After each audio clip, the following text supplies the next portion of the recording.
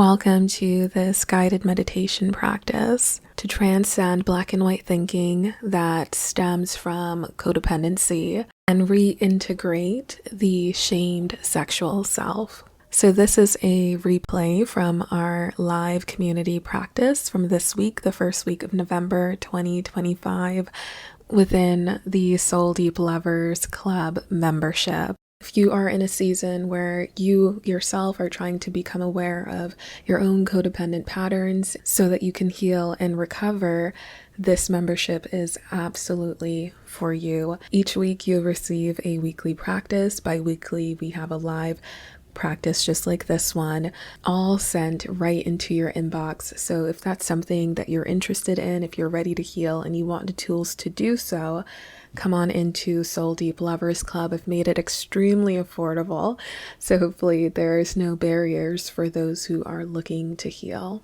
I know life can feel overwhelming and there's so much going on, but if you commit to taking one potent healing step each week, it will add up, and rather quickly you will feel the difference within a month, a season, a year. So if you'd like to come and join us, the link to join will be below. And with that said, this is my early Thanksgiving gratitude gift to you. Thank you so much for being a part of my community here on YouTube or being on the email list. You can also, if you haven't already, sign up. The link will also be below. Thank you so much for being here. I hope this holiday season is one where you get to experience relationships from a place of deep inner peace. And I want to give you the tools this holiday season in order to do so.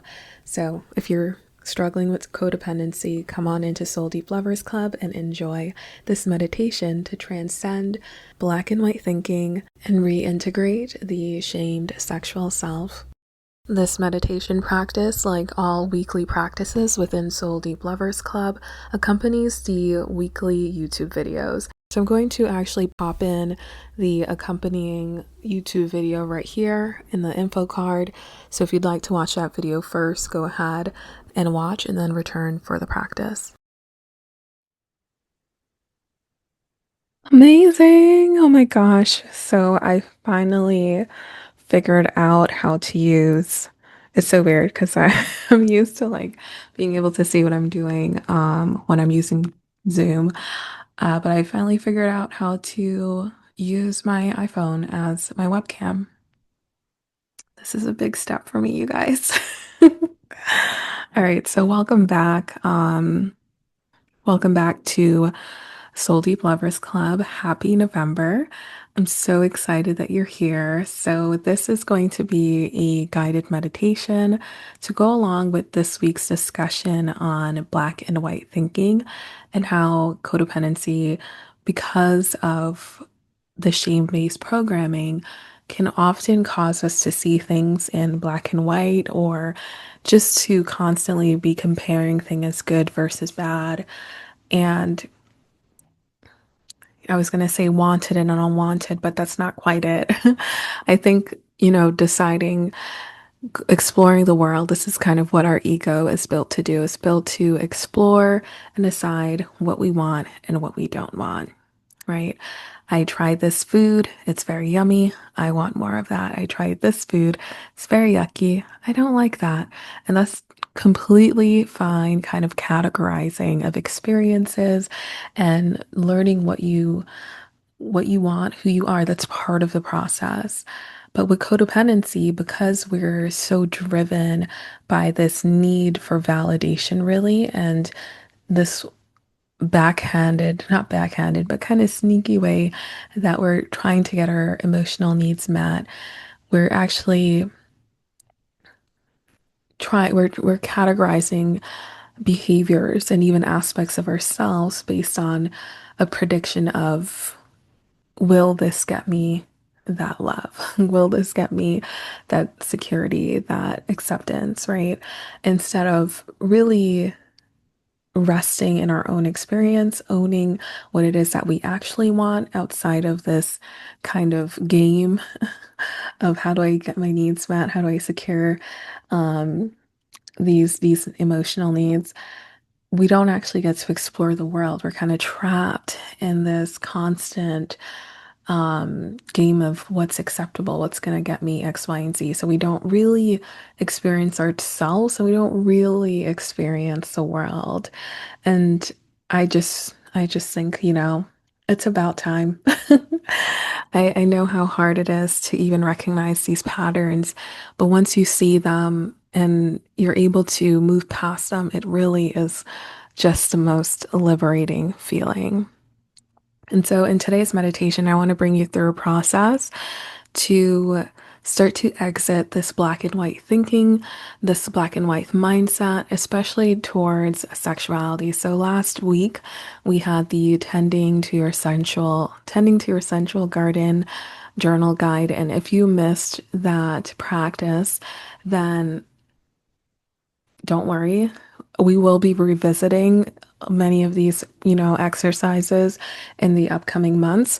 And, I'll adjust them based on what we're doing in that specific week.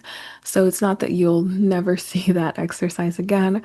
It may come back, right? So if you didn't get a chance to join earlier and you missed that practice, it's totally fine. The spirit of the practice is simply spring cleaning, as it's called, taking stock of what it is that you have around sexuality. I'm trying to remember what the specific topics that we addressed in that practice, but generally just kind of an introduction, like sex, sexuality, gender. We actually, no, I don't think we did gender, sensuality, touch, physical touch in general.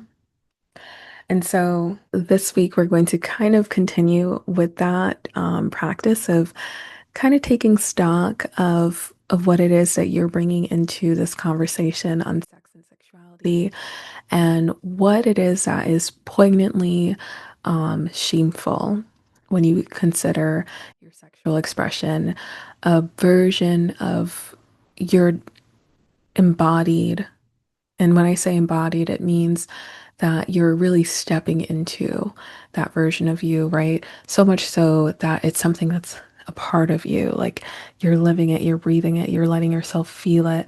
What your senses, you're letting yourself experience it. So rather than it being something you're pushing away because it feels like it's too shameful, then it's actually something you've taken in, and it's like you've stepped into the experience. You're able to experience it and hold it within your being. And so what is that version of you? What is that yeah, that version of you? Because sometimes it feels like a different version of you, a separate self, a part of you that maybe you've excommunicated or just kind of extracted from yourself. And sometimes you may think, ah, I wonder what it would be like to pursue that desire or allow myself to experience that. I wonder what it would feel like to explore that aspect of sexuality, of connection, of touch, of intimacy. Um, yeah, who is that? Who is that woman? Who is that man? Who is that person? And we're going to come to it with a lot of curiosity and see if we can remove some of the emotional charge around it, the charge that says this is shameful, this is wrong. And so I'm going to lead you through that in this meditative mindfulness exercise, and we'll see what comes up. So I'm going to be guiding you, but I think this will be the first like meditation that we've done here. In these meditations, please don't feel any pressure for anything to happen in any of our practices, really, and in any of our guided practices or even in group coaching. I know that sometimes we can, in our heads, especially as codependents, we want to achieve, we want to make the mark, right? And so, like, if there's something to achieve, we want to achieve it so that you know, we passed the test. It's part of what makes us even more pleasing, right? And to fail can feel like, oh, am I bad? Am I broken? Can I not get it? Is this never going to heal? And so part of this is getting a little bit meta, but part of your healing is also releasing that even in these practices is allowing yourself to be where you are and that not being wrong, allowing yourself to be in the middle of the process, not at the finish line, and that being totally okay. And like mentally understanding, yeah, this is actually correct.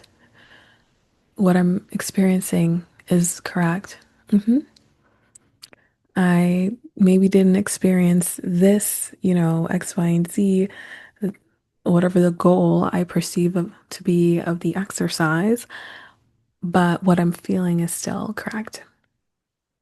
And so, no pressure at all in any of these somatic journeys or meditations, no pressure at all. We're just exploring, we're just curious, and also different tools work for different people. So, I'm obviously crafting these practices for a group setting versus if we were working one on one, I would be assessing how your mind works, what connects to you. Different entry points are going to work differently for different people. And so if it doesn't work for you, that's okay. Come and join us in the following week for the next practice, and we'll just keep working on this together as a group.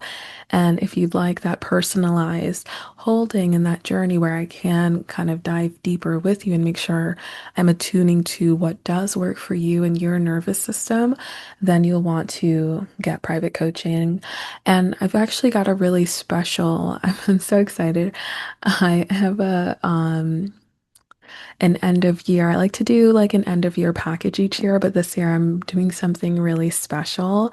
I wanted to build a healing intensive, build out a healing intensive with extended sessions, specialty calls. And so it's called Orgasmic Rebirth. So just stay tuned for that. I'll probably have it emailed to you by Thursday.